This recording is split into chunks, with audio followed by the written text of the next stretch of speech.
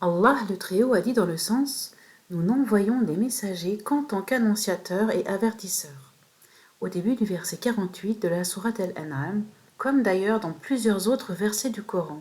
Il nous informe de ce double rôle d'annonciateur et d'avertisseur des messagers.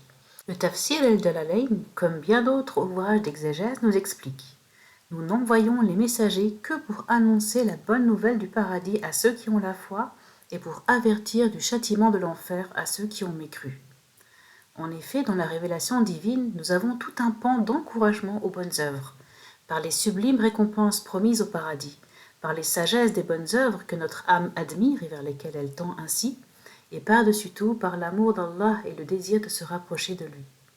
Mais notre Seigneur connaît mieux que quiconque l'être humain.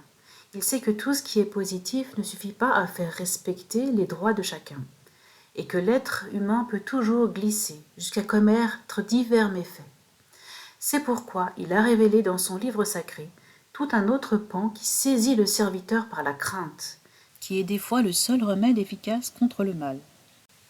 Ainsi les prophètes ont eu également cette fonction d'avertisseur envers leur peuple, en les prévenant des châtiments de l'enfer, des supplices de la tombe, des épreuves sur cette terre, et en dénonçant l'immoralité des péchés.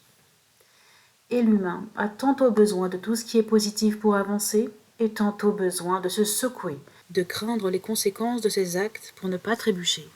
Ainsi, lorsqu'on entretient un rapport fort avec le Coran, en lisant régulièrement de nombreuses sourates, on retrouve tant de fois l'espoir qui mène à l'élan pour les bonnes actions, et tant de fois le ressaisissement qui mène au repentir par les avertissements effrayants.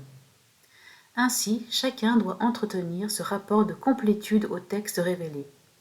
Celui qui est plus sensible au côté doux pourra par là s'auto-limiter, pour ne pas tomber dans un laxisme d'émotions et d'idées qui l'entraînera à prendre le mal à la légère. Et celui qui est plus dans la dureté pourra retrouver la miséricorde et la positivité.